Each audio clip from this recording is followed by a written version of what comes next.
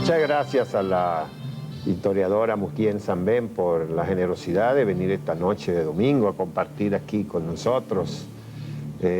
Bueno, Muquien ha escrito varios libros ya de historia, finales del siglo pasado casi todos sus trabajos, pero bueno, es una seguidora de los problemas políticos y del desarrollo social de la República Dominicana. Por cierto que trabaja también de directora del proyecto de iniciativas democráticas que auspicia la Universidad Católica Madre Maestra y con financiamiento de la Agencia Internacional para el Desarrollo AID. Pero bueno, Muquien habla aquí como historiadoras. Estamos en una crisis política, Muquien, o institucional. Se habla continuamente de crisis política. ¿Se puede hablar de una crisis política en este momento en el país? Mira, yo creo que es una crisis política que tiene también visos de crisis institucional. Yo no le veo tanta la diferencia. Aunque alguna gente utiliza la acepción de crisis política como algo más coyuntural. Y una crisis institucional es algo más profundo que lo meramente coyuntural. Yo creo que la situación que hay ahora mismo en el país es muy difícil, preocupante, porque ya no se da el viejo conflicto entre los partidos políticos, sino también un conflicto que ha pasado a ser también como un conflicto como parte del Estado. Y en ese sentido, la posición con la Liga Municipal Dominicana, yo creo que es un elemento a tomar en cuenta. Yo pienso que la gente no debe reducir la crisis de la Liga a la Liga en sí misma, sino que es una crisis profunda, a mi juicio, que tiene que ver mucho con las elecciones del próximo año. Yo no la veo aislada en la crisis de la Liga Municipal como una crisis fuera del contexto político con respecto al año que viene. Y eso mismo pasa, la Liga, pasó anteriormente, o está todavía pendiente la crisis con la Junta Central Electoral. Yo pienso que esos son elementos de un conflicto más global que está pasando en el país. ¿Y los orígenes no estarán también inscritos en otras elecciones, en las elecciones anteriores del 98 y hasta en la del 94 y 96? Mira, yo creo que los orígenes, la verdad es que uno a veces tiene como esa tensión interna, por lo menos yo, entre la racionalidad como historiadora y la vivencias cotidianas como ciudadana. En ese sentido, yo lo veo más allá de las elecciones del 94. Yo creo que no se ha superado totalmente la crisis del 94, si tú quieres. La del 96, yo creo que hubo una voluntad de la nación también, hubo una presión internacional fuerte para resolver el problema en la crisis del 96 y evidentemente se produjo sin muchas tensiones y sobre todo porque se eligió una junta donde los conflictos internos de los partidos no se reflejaban. Yo creo que la gente también quería que no se reflejaran a pesar que hubo problemas y fue el caso con Aura Celeste Fernández que pasó la crisis, las elecciones del 96 y tuvo problemas con el cuestionamiento de dos partidos. O sea que realmente eso es un elemento importante y yo creo que había una voluntad de que se solucionara el problema en el 96. Yo lo veo más profundo, yo creo que todavía no hemos superado la tendencia clientelista autoritaria que hay en la sociedad dominicana. Hay una cultura autoritaria profundamente arraigada y eso es lo que estamos evidenciando aquí. Hay una cultura política clientelista, que eso es también parte de todo este proceso,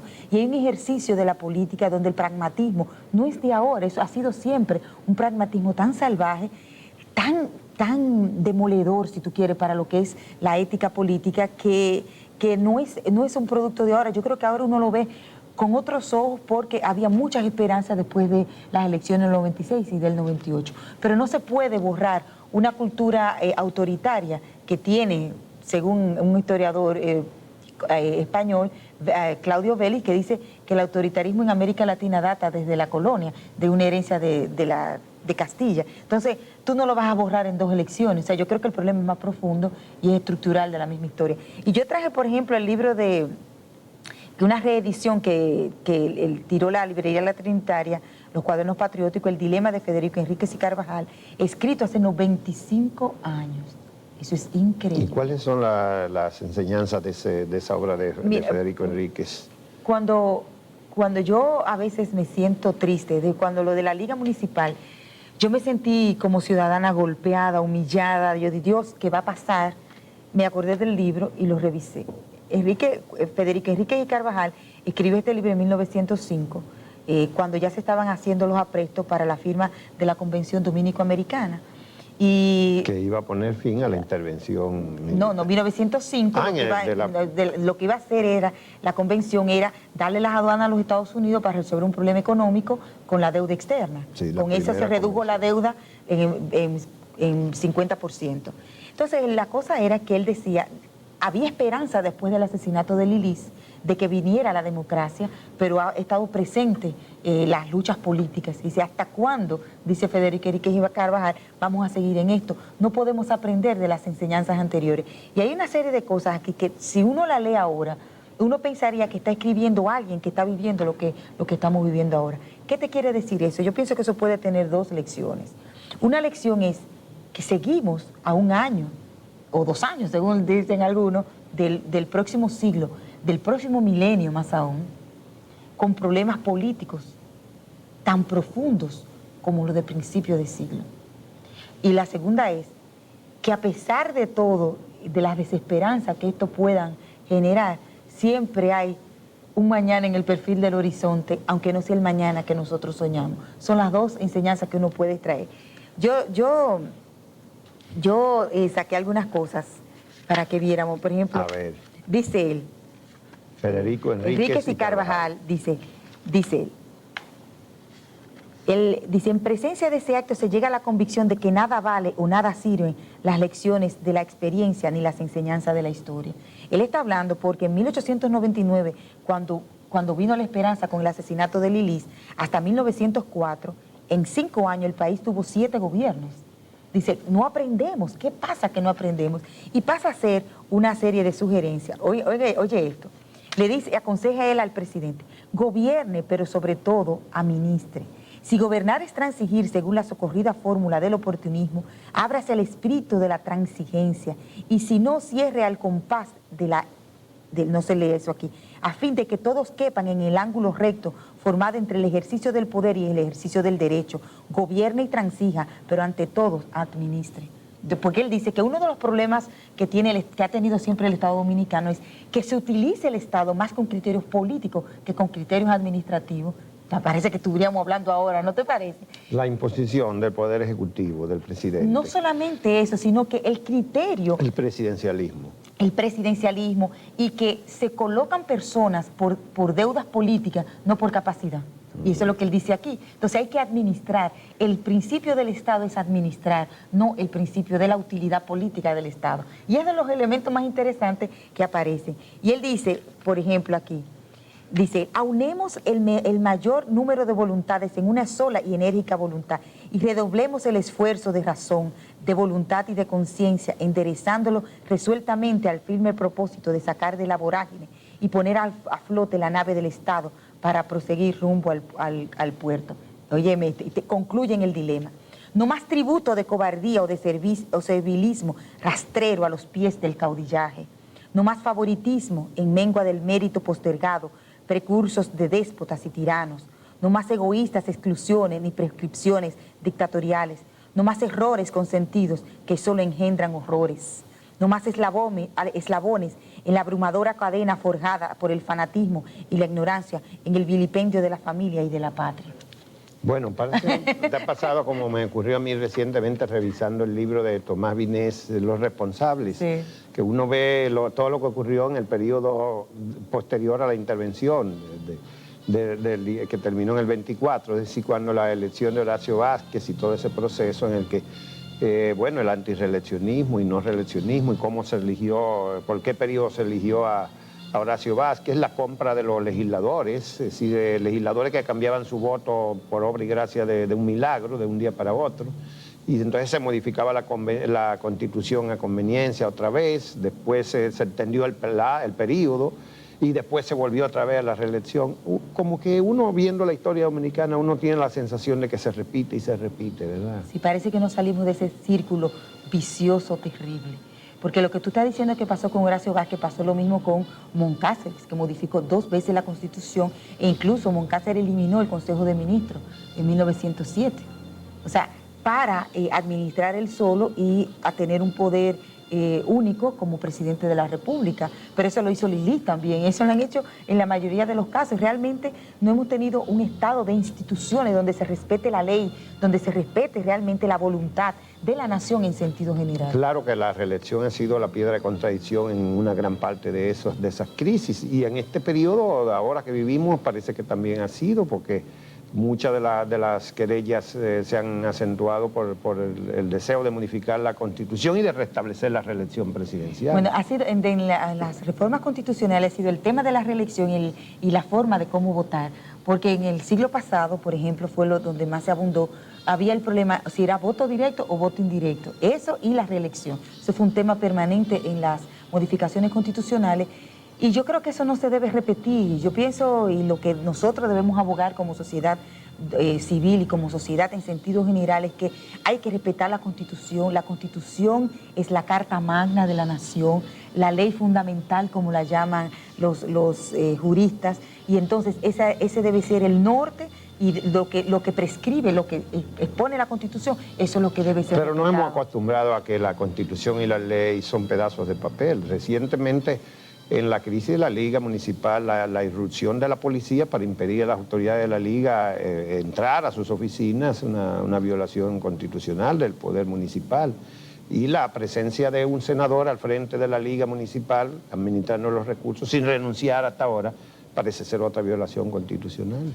Yo creo que en el caso de la Liga hay tantos elementos, no solamente en ese aspecto de la violación, el uso del poder, de la fuerza, siendo una crisis particular, utilizando ya poderes para mí demasiado exagerados para el sentido de la crisis misma, evidencia una vocación autoritaria dentro del ejercicio del poder. Eso es claro y evidente, y es muy peligroso si nosotros nos quedamos callados en ese ámbito.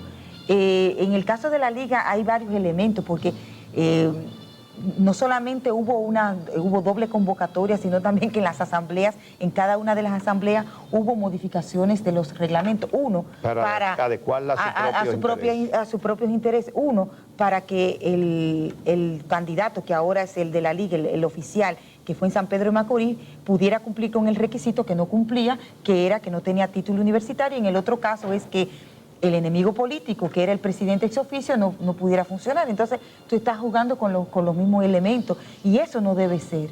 Y sobre todo, que el Estado le haya entregado los recursos cuando hay todavía una litis. O sea, son elementos que realmente son preocupantes y tiene mucho que ver, yo lo veo en una esfera más amplia con respecto a la crisis política del año que viene. Bueno, uno pensaba que realmente el resultado de las elecciones del año pasado puede ser el origen de esta crisis.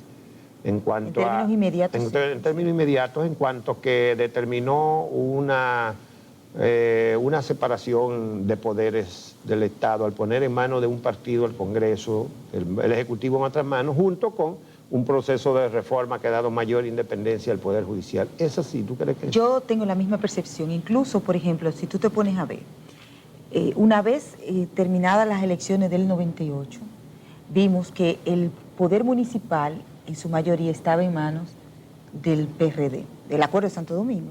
El Congreso, sobre todo el Senado es apabullante la mayoría. En el caso de la Cámara de Diputados no tanto, pero sí hay una evidente presencia del Acuerdo de Santo Domingo. Tenía el 57% Exacto. de todas maneras. Entonces, lo que pasó con el caso del 16 de agosto fue divide y vencerás. O sea, divide y vencerás en el sentido de dividir la fuerza mayoritaria para aliarla a este sector que junto con las dos minorías, con esta pues se impusieron, y por eso está el presidente actual de la Cámara de Diputados. Yo pienso que ese es un elemento, y cuando yo te decía ahorita que esta crisis de la Liga tiene que verse dentro de todo el contexto de la crisis política, lo que uno puede medir es que ahora mismo la Liga Municipal representa un elemento importante, es dominar el 4%, y lo que yo imagino que las fuerzas opositoras al Acuerdo de Santo Domingo midieron es un partido de oposición tan mayoritario, con tanta presencia, disperso en todo el país, manejando el 4% del presupuesto con un año preelectoral. Eso es suma y resta, divide y es lo que te da.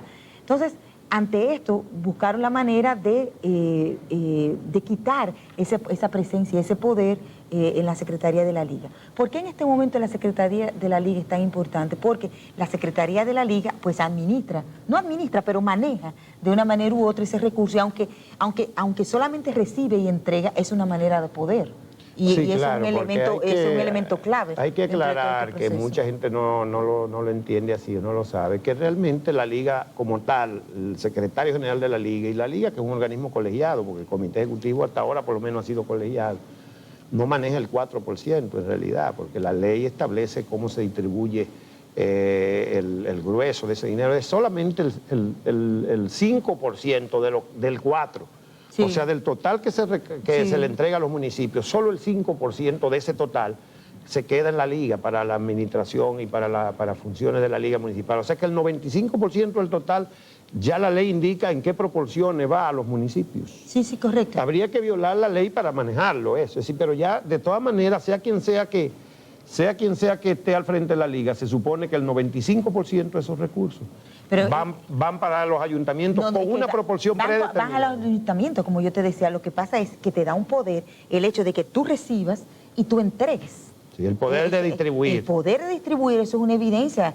Bueno, salió una noticia en este fin de semana del secretario de la Liga oficial, en el sentido de que decía que había repartido tantos cheques. Eso te da un poder y te da una preeminencia en este proceso, sobre todo en un país donde ese símbolo es tan importante en una cultura política clientelista, y eso es una evidencia. Entonces, ahí es que yo veo que se magnifica el hecho de la Liga Municipal Dominicana con respecto a las elecciones que vienen. Y este es el caso, evidentemente, de la Junta Central Electoral, que es un caso que todavía está latente. Y me preocupan muchas cosas. O sea, si la Junta Central Electoral no la dejan trabajar, tenemos varios problemas. Está el problema de la cedulación, está el problema de la preparación de las elecciones, que quieran sí o no, aunque sean elecciones presidenciales, que no esté el problema del conteo tan dividido. En ese sentido, un poquito más fácil el conteo, como quiere, son elecciones presidenciales donde se juega mucho. Ya no se va a jugar el 4%. No, se va a jugar el 96% restante, el 96% restante, sí. Que estamos hablando ya de una situación muy delicada. Entonces, el plazo fatal es mayo. Si antes de mayo esto no se resuelve, yo no sé qué va a pasar. Y ahí debe haber un reclamo de la sociedad. ¿Mayo de este año? De este año, claro que sí. Es un año que va a faltar. En mayo de este año va a faltar un año. Y estamos hablando de organizar elecciones, de preparar todo y terminar una cedulación. Para las elecciones, porque para la cedulación ya casi estamos en los límites de lo fatal, porque sí, el proceso ha sido tan lento. La contratación que se hizo de los equipos parece que la empresa no respondió adecuadamente o hubo algunas deficiencias adicionales, pero lo cierto es, por cierto, que esa culpa no se le puede echar a esta junta porque exacto, fue la anterior junta que contrató y inició ese proceso, pero bueno, el hecho es que está ahí pendiente y esta junta no ha podido sacar adelante. Pero lo importante es esto, suponiendo el caso de que es lo que todo el mundo siente que va a pasar, que no se termine con la cedulación, ¿qué va a pasar con el padrón? Bueno, con ya esta suspicacia que hay. Eso evidentemente configura crisis políticas, más profundización de la crisis política, y ahí pues, quién sabe. Pero bueno, ha habido múltiples intentos de negociación y parece que han fracasado los negociadores continuamente. Los hubo antes del 16 de agosto, los hubo después en los finales de ese año, del año 97 y el año pasado en el 98. También a finales del 98, entre septiembre y octubre, y ahora otra vez para la crisis municipal.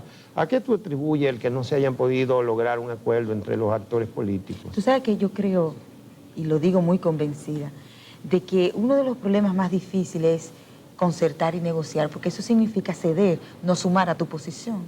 Y realmente no ha habido una disposición abierta al diálogo realmente y a la puesta en marcha de un proceso de negociación real y efectivo. Yo creo que no.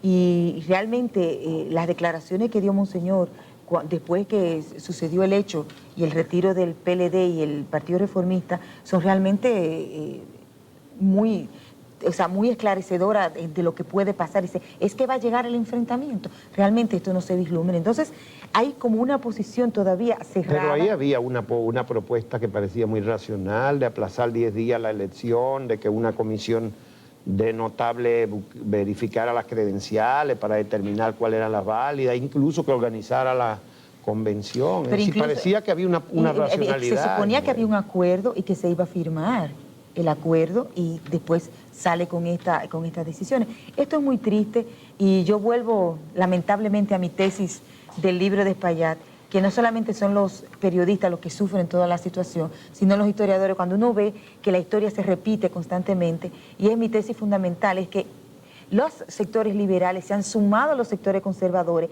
y han estado presos de la lógica de los conservadores, de las posiciones más atrasadas, y han tenido que sumarse a eso. Por eso nunca han sido victoriosos los programas liberales realmente. Y eso es lo que está pasando ahora. ¿Quién y la sociedad civil qué puede hacer? Tiene un papel que jugar. Parece talento la sociedad civil. Sí, yo creo que en todo este proceso, la sociedad civil debe jugar un papel realmente de denuncia, de exigir y reclamar un respeto a la institucionalidad. Yo creo que eso es lo básico, un respeto a la ley, un respeto a la Constitución, el cumplimiento de la ley en toda su extensión. Y la sociedad civil debe elevar sus reclamos. Yo me alegro mucho que este fin de semana se hayan producido estas reuniones, porque realmente tiene que propiciarse. Estoy muy preocupada. Nosotros propiciamos el municipio que queremos, movilizamos muchísima gente y tú dices, bueno, ¿qué se va a hacer con eso que queremos de la descentralización, con este proceso de reforma política, en esta crisis política? Bueno, no se hace nada, con lo del diálogo nacional tampoco. Hubo un consenso que se auspició el banco, el BID, a la cual fueron 25 líderes dominicanos a Washington y ni siquiera se pudieron dar a conocer los resultados porque el ambiente ha sido de tal nivel de enfrentamiento que todo el mundo dice, ¿qué es lo que vamos a decir? Exactamente. Bueno, se perdió el tiempo, se ha perdido el dinero, los recursos, el tiempo y parece que muchas cosas no salen. Y se han desgarrado los sueños y las esperanzas. Vamos a tratar de recrearlas, vamos a mantener las expectativas. Muchas gracias a la doctora Muquien Sambén, historiadora, por venir esta noche a compartir con nosotros estas reflexiones.